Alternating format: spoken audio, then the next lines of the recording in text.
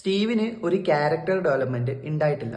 So നമ്മൾ റീൽസിലൊക്കെ ഇങ്ങനെ കുറെ കാണുന്നതാണ് സ്റ്റീവിനെ വെച്ചിട്ട് ഒരു പീക്ക് ക്യാരക്ടർ ഡെവലപ്മെന്റ്, അങ്ങനെ ടെലിവിഷൻ ഹിസ്റ്ററിയിലെ ബെസ്റ്റ് ക്യാരക്ടർ ഡെവലപ്മെന്റ് എന്നൊക്കെ പറഞ്ഞിട്ട് കുറെ എഡിറ്റ്സ് ഒക്കെ കാണുന്ന.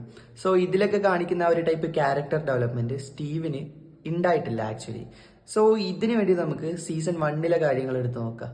സോ സത്യത്തിൽ എപ്പോഴാണ് നമുക്ക് സ്റ്റീവ് ഒരു അനോയിങ് ക്യാരക്ടർ അല്ലെങ്കിൽ ഒരു ബാഡ് ഗൈ ആയിട്ട് തോന്നിയത്? ആ ഒരു ഓരോ ഇൻസിഡൻസ് നമുക്ക് എടുത്ത് നോക്കാം. ഫസ്റ്റ് ഇൻസിഡന്റ് എന്ന് പറയുന്നത് ജോനതന്റെ ക്യാമറ ഒട്ടിക്കുമ്പോഴാണ്. സോ എന്തിനാ ജോനതന് ക്യാമറ ഒട്ടിച്ചത്? സ്റ്റീവിന്റെ പ്രോപ്പർട്ടിയിൽ സ്റ്റീവിന്റെ റൂമിൽ സ്റ്റീവും നാൻസിയും കൂടി നിൽക്കുന്ന ഒരു ഫോട്ടോ ജോനതന്റെ ക്യാമറയിൽ കണ്ടു. സോ ഇത് നാച്ചുറലായിട്ട് ആരായാലും റിയാക്ട് ചെയ്യുന്ന ഒരു ടൈപ്പ് റിയാക്ഷന് സ്റ്റീവിന്റെ ഇത് വന്നിട്ടുള്ളൂ. സോ ഈ ഒരു ഇൻസിഡന്റിൽ സ്റ്റീവിനെ ബ്ലെയിം ചെയ്യാൻ പറ്റത്തില്ല. സെക്കൻഡ് ഇൻസിഡന്റ് എന്ന് പറയുന്നത് നാൻസിയും ജോനതനും കൂടി വുഡ്സിൽ പോയപ്പോൾ ഒരു ഡെമോ അറ്റാക്ക് ഉണ്ടായല്ലോ. സോ ആ ഒരു നൈറ്റ് ജോനതനും നാൻസിയും കൂടി നാൻസിയുടെ റൂമിൽ ഇരിക്കുന്നത് സ്റ്റീവ് കണ്ടു. സോ ഇതിന്റെ നെക്സ്റ്റ് ഡേ സ്റ്റീവ് ടൗണിലുള്ള ഒരു തിയേറ്ററിന്റെ ഒരു ബോർഡിൽ പോയിട്ട് നാൻസിനെ പറ്റിയിട്ട് മോശമായിട്ട് എഴുതി. ഇത് കഴിഞ്ഞവിടെ ജോനതനും സ്റ്റീവും തമ്മിലൊരു ഫൈറ്റ് വന്നു. സോ ഈ ഒരു ഫൈറ്റ് കഴിഞ്ഞ പാടും സ്റ്റീവിനൊരു റിഗ്രറ്റ് ഫീൽ ചെയ്തു. സോ സ്റ്റീവ് റിയലൈസ് ചെയ്തു സ്റ്റീവ് സത്യത്തിൽ ഒരു ബാഡ് ഗൈ അല്ല, ഒരു ബാഡ് ഫ്രണ്ട് സർക്കിളിലായിരുന്നു ഉണ്ടായിരുന്നത്. അതുപോലെ തന്നെ ആ ഒരു ഫൈറ്റ് കഴിഞ്ഞോടും ആ ഒരു ബാഡ് ഫ്രണ്ട് സർക്കിളിൽ നിന്ന് സ്റ്റീവ് എക്സിറ്റ് ആവുന്നുണ്ട്. അതായത് സ്റ്റീവിന്റെ ആ ഒരു 2 ഫ്രണ്ട്സിന്റെ നിർബന്ധത്തിന് വഴങ്ങിയിട്ടാണ് സ്റ്റീവ് ആ ഒരു കാര്യം എഴുതി വെച്ചതും അത് കഴിഞ്ഞോട് അവരായിട്ട് ഉടക്കി പിരിഞ്ഞു.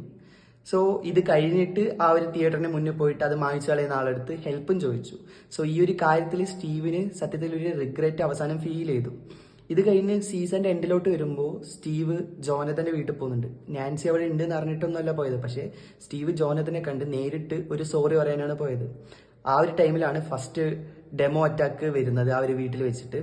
ഇത് കഴിഞ്ഞോട് സ്റ്റീവിന് ഓടിപ്പോകാനുള്ള ചാൻസ് ഉണ്ടായിരുന്നു. എന്നിട്ട് സ്റ്റീവ് ഓടിപ്പോയിട്ടില്ല, സ്റ്റീവ് തിരിച്ചു വന്ന് ഫൈറ്റ് ചെയ്തു. സോ നമ്മൾ പറയുന്ന ആ ഒരു type courage and fighting spirit സത്യത്തിൽ സ്റ്റീവിന് സീസൺ 1 തൊട്ടേ ഉണ്ട്. ഇതെല്ലാം കഴിഞ്ഞ് സീരീസ് എൻഡായപ്പോൾ, സീസൺ 1 എൻഡായപ്പോൾ നാൻസി ജോനതന് ഒരു ക്യാമറ ഗിഫ്റ്റ് കൊടുക്കുന്നുണ്ട്. ഈ ഒരു ക്യാമറ സത്യത്തിൽ സ്റ്റീവാണ് വാങ്ങിക്കൊടുത്തത്.